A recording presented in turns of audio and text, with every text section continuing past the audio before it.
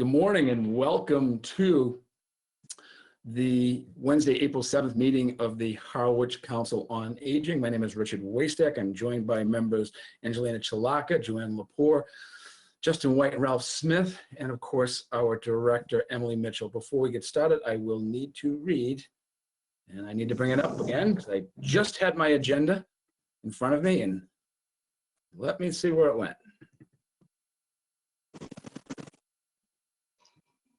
There it is. As we call this meeting to order, pursuant to Governor Baker's March 12th, 2020 order suspending certain provisions of the open meeting law, and the Governor's March 15th, 2020 order imposing strict limitations on the number of people that may gather in one place. This meeting of the Harwich Council on Aging Board of Directors is being conducted via remote participation. No in-person attendance of members of the public will be permitted, but every effort will be made to ensure that the public can adequately access the proceedings as provided in this order. Now, at this time, I would request a motion from the board for approval of our March 3rd, 2021 Council on Aging minutes. So moved. It has been moved. Do we have a second? Thank you. Is there any discussion, alterations, or changes to the minutes that we need to address? Hearing none. All in favor? We'll need an audio response. All in favor? Angie? Aye, yes. Joanne? Yes. Justin? Yes. Ralph? Aye. Thank you. It's a unanimous vote. I do not believe, I'll ask Channel 18 if there is anyone who is looking for public comment to our meeting today. Emily? I don't believe Channel 18 has audio, but there's no one here for public comment. Great, thank you. Then we'll move on to my comments. Hope everyone is doing well. I hear lots of people getting first and second shots, and some having some impact, some are not. So Angie, you doing okay? You got both your shots? Both shots and everything went well. Great. How about you, Joanne? Both shots. Great. Justin? Yep, got both shots, got sick after both of them, and I had COVID, so things are looking up. Oh, you gotta take care of our public safety. Ralph, how about you? I got shot twice, no effect whatsoever. Really, that's great. Glad to hear. Now, mind you, all of our more experienced and mature members were made out fine. It's our youngest member that had the toughest time with this. So, if anyone is watching today, Emily will get into what the response has been from the Council on Aging, assisting our residents with getting shots. A lot of people are having a tough time still, and there are a great group of people out there who are assisting people getting their shots. I've had my first, I have my second next week, and I can't wait. I also want to remind our members, very, very important, April 9th is coming up, and we are required to have our state ethics training completed. Now, you might have completed it already, but I would need you to send the certificate to Emily so she has a copy of it. I did it, and I have two committees that I had to be certified for. Very, very simple. It's actually a great little program. Doesn't take that long. So if you have not had it, would you please reach out either to me or to Emily after the meeting so that we can make sure you get the correct link to get that ethics training done. We need to have that done to have you participate in the meetings. Okay. Any questions on that? All right, then I am going to move forward to a very in-depth report from our director, Emily Mitchell. Emily, the floor is yours. Thank you very much. I will jump right into vaccines. So as of Monday, a lot more people within the state of Massachusetts are eligible. So it's anyone age 55 plus with one or more of certain medical conditions, age 16 plus, certain workers, K-12 educators and staff, childcare staff, and then anyone who was eligible in phase 1. As of April 19th, the state is scheduled to expand eligibility to all residents age 16 plus. So as the state has expanded eligibility, sort of each time there's been a change, of course, it's become harder to find appointments.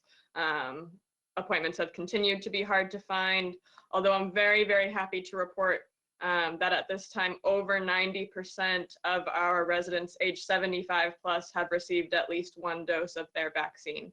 So we are making great progress, specifically with our older adult residents. And the COA explained.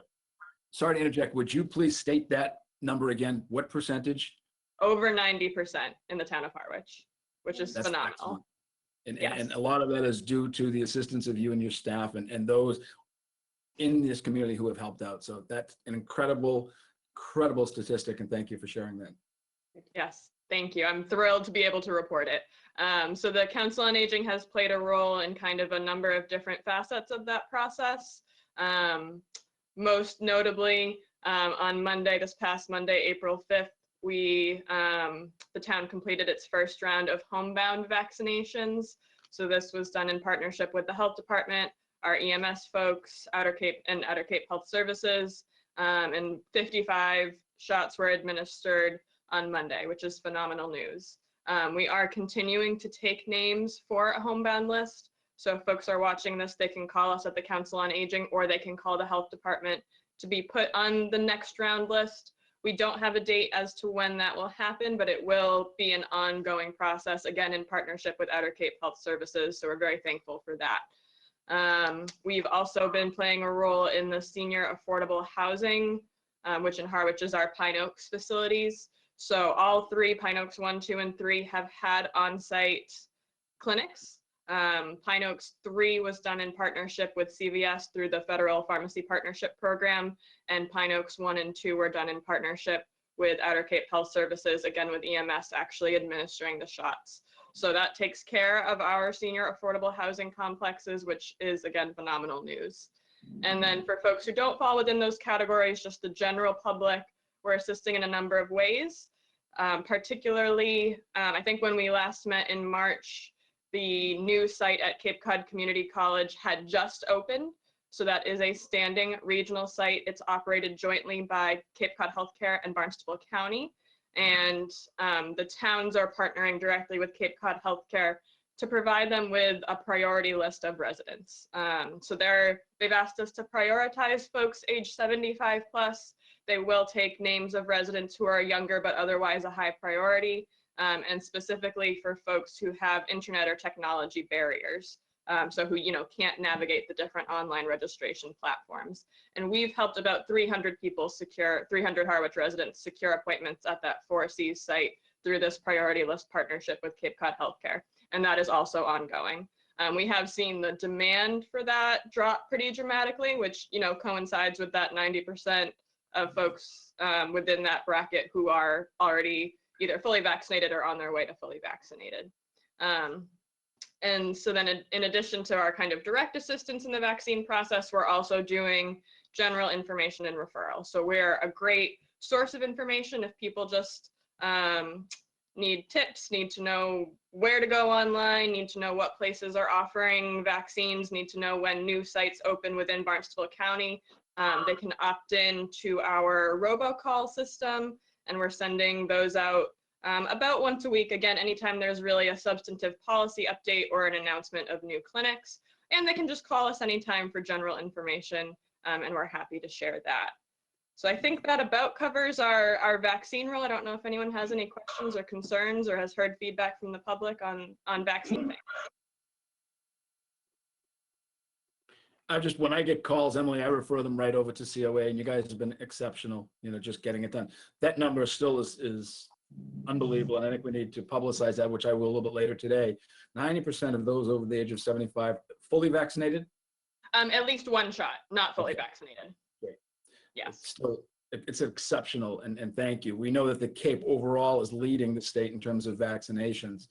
And I think there's a lot of proactive work being done by people like Emily and the Councils on Aging throughout the state. So we should be very proud of that, and proud of obviously our staff, Emily and her staff, for what they're doing, as well as our friends, the affiliated agencies who are assisting, Justin, you, and our EMS folks as well. So we thank you all.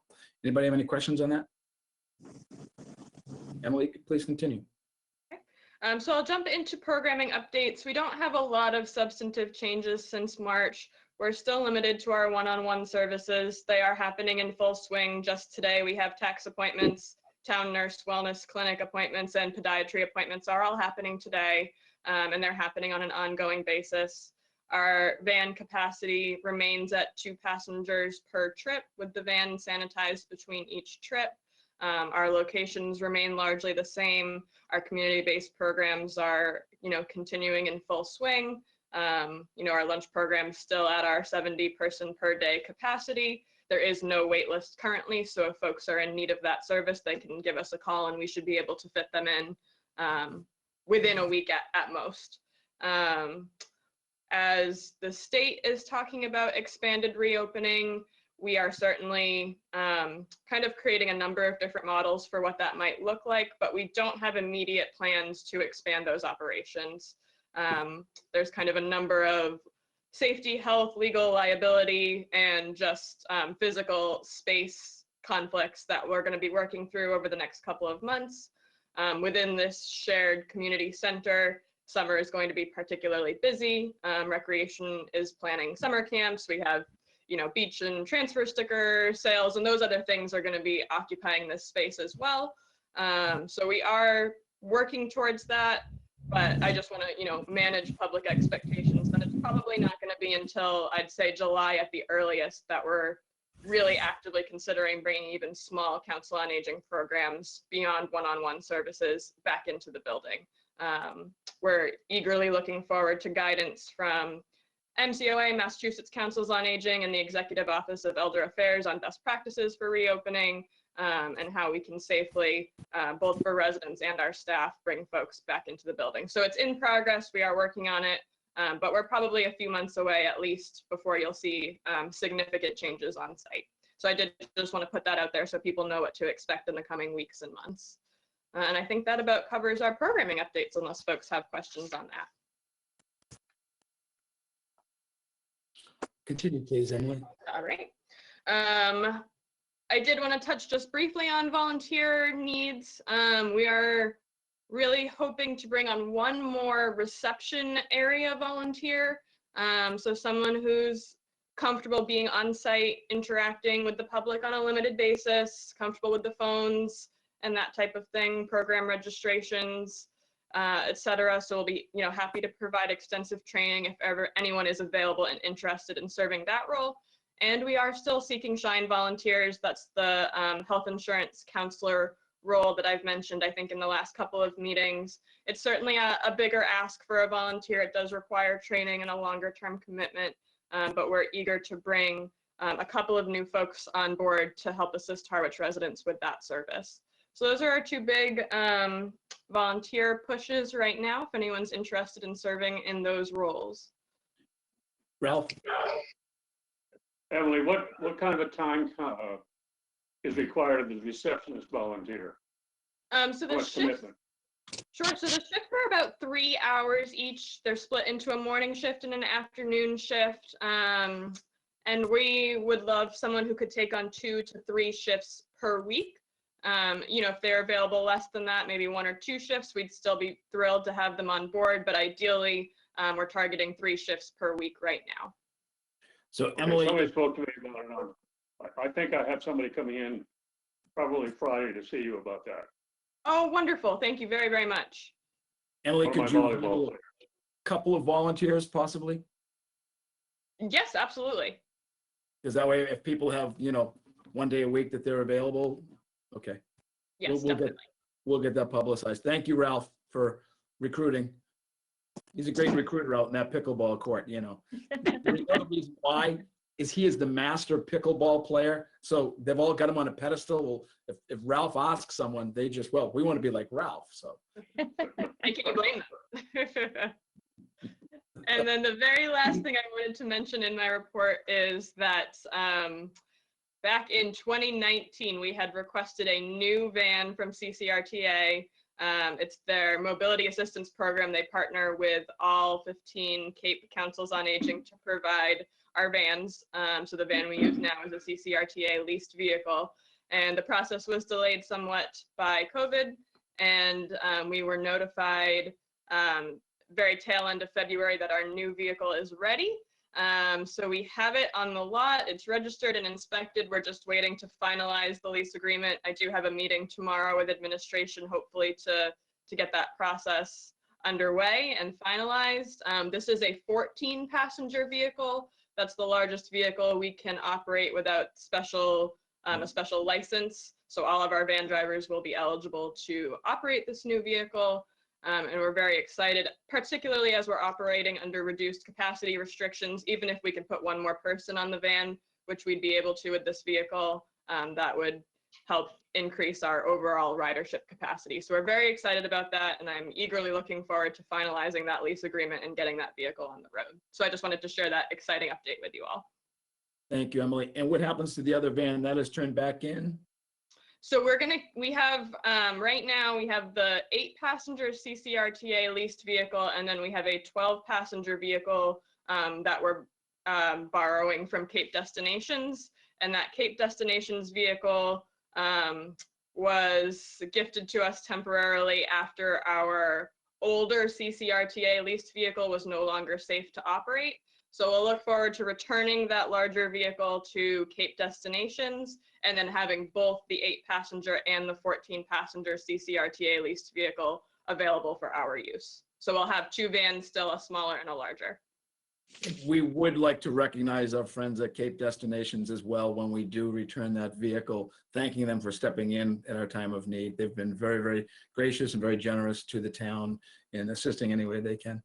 Yes, I don't know how we would have gotten through, particularly this COVID capacity restrictions without that vehicle. We are immensely grateful for their generosity. Anybody else? Any other comments? Okay, Emily, is that it? Anything else? That concludes my report. Thank you. Thank you very much. And a lot going on. And, you know, we may not have programs going on, but that place, for those of you who haven't been in the office, every time I go in, you can't talk to them because the phones are going absolutely crazy. You have 2 and 3 people answering phones at the same time. I did have an opportunity to meet with our town nurse recently. Again, just it was a very quiet moment that she wasn't busy, and they were working so diligently on our behalf. And our residents who are watching should be aware of how much work is happening at that Council on Aging. So we thank them. And if you are watching and you would like to volunteer, please call the Council on Aging. We've got some great volunteers. It's a great environment to volunteer in. And I know some of our members of our board are actual volunteers who do spend time in the office, and they will tell you really what a joy it is to work with these folks. So give Emily a call if you have an interest in volunteering 3, 6, 9 hours a week. We could use you. So thank you. All right, we'll move forward then, if we can, to a discussion, as we heard last month, a discussion of a new liaison for Elder Services of Cape Cod. And Joanne has enjoyed being our liaison, and she has done great duty for us for the last few years. So we appreciate Joanne's service. I have not heard from anyone who's interested in serving, and we don't have our full group here today, and if necessary, we'll hold this over for next month. But has anyone given thought to taking that over? Don't all talk at once. Don't all. I think what we will do is we'll wait till we hold over to our next meeting where we have a full capacity of directors. And again, think about it, talk to some of the other members. It's an important role. Elder Services, I've had some involvement with them this year, and they do a great job, and we really could use that liaison. It's an important position. So think about it. We'll hold it over for next month. Having said that, I will go to our current and outgoing liaison, Joanne Laporte. Joanne, do you have any update for us today? I do. Our last meeting was, let's see, March. And financial report was giving, and you all know that usually this is all confidential. But this May, they will have an annual. Joanne, I'm just gonna interject, because when you ask something being confidential, this meeting will be publicly aired. So if something that you're concerned about confidentiality, I would not share it at this time. Okay. Because this will go out to the world on Zoom or go to meeting on YouTube very, very shortly. Okay, right. No, on finances, it's all confidential. We're not allowed to say anything at all. But in May, they have, usually they have an annual meeting. This May, they won't be having one. And they do put out this information in a booklet that is made public. Also, last year, I don't recall that a booklet was put out because we were just in the beginning of COVID. And I don't believe 2 or 3 months when we didn't even have a meeting. So hopefully in May, this booklet can be distributed to the group here so they know exactly, and they also have an overview of everything that's gone on during the year. They are having a very positive experience with their new caterer, which is City Fresh up in Quincy. They said it's been a very, very positive experience with them. Also, they are working on, like we, getting with the seniors who are 65 to 74 and then 75 and older, and getting them appointments for vaccines. Currently, they have 1,131 volunteers there. Let's see. Currently, office personnel is at 50%. Some of the employees want to continue remote. Others are anxious to get back into the office because of the collegial aspects. Makes a big difference. The next meeting is going to be April 27th, and that'll be my last meeting. Well, Joanne, I can't thank you enough for your service to the town, both. And you are also someone who's worked in reception at the office in addition to your service with elder services, and you really have done a tremendous job. And we can't thank you enough for what you have done for the town of Harwich, for its residents, and for our Council on Aging. So we thank you very much. And you're going to have to do some training. We have to get someone to get up to speed so they can be as good as you were as our liaison and as our representative. So I hope you'll hang around for. Yeah, they do have a training session there. It's a couple of hours, and it's usually with the any new members. There's a query check, there's an interview, and so on. Yeah. Well, we thank you as a board. On behalf of the board, I want to thank you for your efforts. You've been tremendous, and we are grateful for your service to the town. You're very welcome. Keeps my brain active. All righty. Is there anything else from the committee? Angie, anything? No, I'm fine. I wanted to thank Joanne for her wonderful job, and also Emily, thank you so much. I'm really impressed that 90% of the people have been vaccinated. That's awesome. So thank you. Thanks. Joanne, anything else today? No, I'm good, thank you. Thank you, Joanne. Ralph? No, I just echo the sentiments of Angie and Joanne. Good job, Joanne or Emily. Wonderful. Thank you all. Well, if there is nothing else, Emily, do you have any last comments for us today? I do not. Just thank you and looking forward to. Oh, actually, I do want to remind people that our next meeting is the first week in May, and then town meeting is the following Saturday, May 8th. The date is confirmed as Saturday, May 8th. It will again be at the Monomoy Regional High School outside at the field right there, the same place as last year at 10 a.m. The rain date is the following Saturday, May 15th. So I wanted to put that out there because our next meeting will probably be too short notice to remind people about annual town meeting. Thank you, Emily. And just as a final reminder, if anyone has some time would like to assist our wonderful staff at the Council on Aging volunteering as a reception member, you can call Emily at the Council on Aging. And to my fellow members, please talk up the Elder Services Liaison position. It's a great position. And hopefully we can have someone as dedicated as Joanne has been for us. With that, I would entertain a motion to adjourn the meeting today. So moved. Thank you, Joanne. Do I have a second? Second. Second. Oh, okay. Thank you. Angie, your vote? Yes. Joanne? Yes. Ralph? Yes. I'll make it unanimous. We are in adjournment. Thank you all for your time and your efforts today on behalf of the seniors of our community. Have a great day, everyone.